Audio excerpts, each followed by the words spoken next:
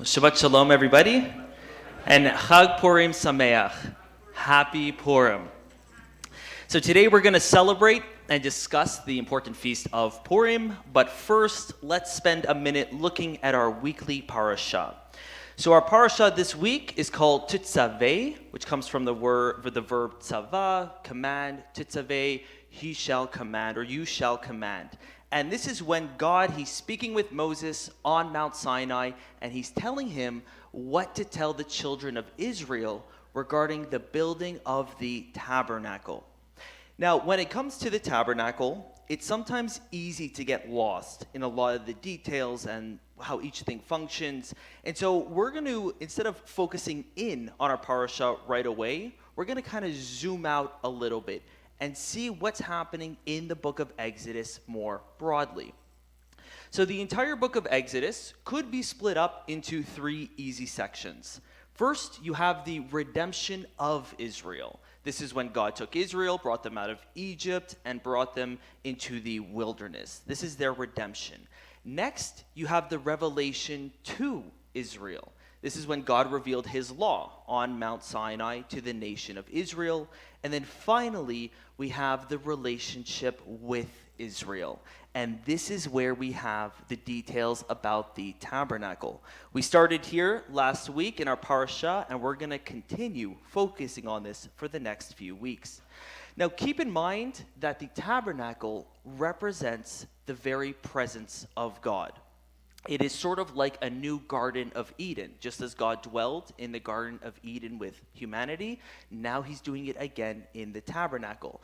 And there are many parallels you see between the Garden of Eden and the tabernacle. So for example, in Genesis 3:8, it says that God walked with man in the Garden of Eden. That same verb is used in Leviticus when it speaks about God at the tabernacle. He says, I will also walk among you. Also, does anyone remember when God kicked Adam and Eve out of the garden? Who did he put to defend the entrance? A cherub. When you go into the tabernacle, the Holy of Holies, you have two cherubim, again, defending the presence of God. And finally, when Adam and Eve were out, and this is a very good question. If you know this, it's amazing. What direction did they go in when they were kicked out of the garden? East. Very good. Whenever you read east, you know it's not a great thing. They were kicked out towards the east. Where do you enter the tabernacle? From the east, going in. So there's a lot of parallels between the two. And the main point we see here, last week we spoke about Yeshua coming down in the incarnation, being God's presence on earth, and all of this points to God's desire to be in relationship with you, to dwell with you. And we're seeing another testimony of that. Now, as important as a tabernacle is, when you read through Exodus 25 through 40, the section dealing with the relationship of God, it could get a little complicated. And there's two good reasons for that. So if you ever feel like it's hard to read, you're not alone. First, it's going to feel like there's a lot of repetition. And the reason for that is because in the first 6 chapters, when God's instructing, he's giving all the details about what to build, the type of linen to use, the different items. And then in the last 4 chapters, you actually have Israel building it. So if you don't see that distinction, you're kind of like, boy, didn't I just read this entire thing before? So you do have some repetition going on. So keep that in mind. Second, the instructions for the tabernacle are not given in any order. It's not like you enter and then, the order is given for the details. It kind of jumps around from the Holy of Holies to the outside linen to the altar. So if you're ever going to do a study on the tabernacle, this is what I tell my students if I teach on the Torah, watch a YouTube video on the tabernacle so you have a mental image of what it looks like, and then you read it and the details will start to make sense. But if we look at the tabernacle just generally here, first, you have the entrance, which again, you go in through the east, entering into God's presence. And there are really 3 main areas. You first have the outer court. This is where you have the animal sacrifice. This is where the priest washes the hands. Then you have the holy place, the showbread. This is where we have the lampstand. We spoke about these things last week. And then finally, you have the Holy of Holies. This is where you have the Ark of the Covenant, God's very presence that they were only able to enter into once a year.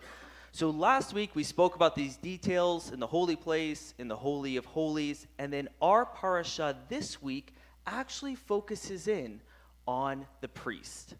We're going to look at the priest, and in Exodus 28 and 29, we look at what the priest wore in terms of his clothing, and then of the anointing of the priest in Exodus 29. So here's kind of an image that we could have in our mind. Now, when you read Exodus 28, you're going to see a lot of commands regarding the clothing, the color that they need to wear, the different pieces of jewelry on their head or on their chest, the different stones, the different engravings, and there's a lot of detail that we could find in there. But there's one recurring theme that we find throughout Genesis 28 that I think helps us better understand the function of the priest and also helps us better understand the status of Yeshua as our high priest today. You see, as you read about the clothing, you're going to see how the high priest carries the name of Israel on him as he goes into God's presence. On the shoulder of the priest, you're going to have 2 stones, 6 names here, 6 names here, of the tribes of Israel. Why? It tells us, Aaron shall bear or carry their names before the Lord on his 2 shoulders as a memorial. He is representing the nation of Israel as one person before the Lord. He is like that mediator. Then when you look at the breastplate of judgment that he wears on his chest, you have the 12 stones, and here it says, Aaron shall again carry or bear the name of the nation of Israel. Why? For a memorial before the Lord. In other words, there is no way Israel could ever feel forgotten by the Lord. The high priest was always there representing them. Even the gold plate on his turban, it says, Aaron shall take away or carry the guilt of the holy things. And so this language of carrying, of representing, it reminds us of the scapegoat in Yom Kippur, who you pray over and who carries the guilt of Israel away. And in the same way, the priest was Israel's representative. He embodied the nation of God, or the nation of God before the Lord. And so the study of the priest's clothing, it helps us, I think, for at least 2 reasons. First, this helps us better appreciate how Yeshua is our high priest, who is in the heavenly realm representing us right now. The book of Hebrews says he, Yeshua, is able to save forever those who draw near to him, since he always makes intercession for him. He's always representing us before the throne. So then the question for us today is, just as the high priest had Israel's name on him entering into God's presence, does Yeshua have our name on him interceding for us? Do we have a relationship with Yeshua this morning?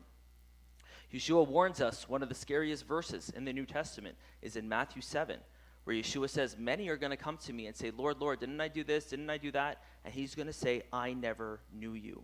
So the question is, do we know Yeshua? Is he our high priest this morning? Is he interceding for us? If not, remember the warning in the book of Hebrews. Today, if you hear God's voice, do not harden your heart. Today is the day of salvation. Today is the day we could partake in Yeshua's priesthood. So first, we could appreciate, even by looking at the priest's clothing, how Yeshua is representing us before the Father.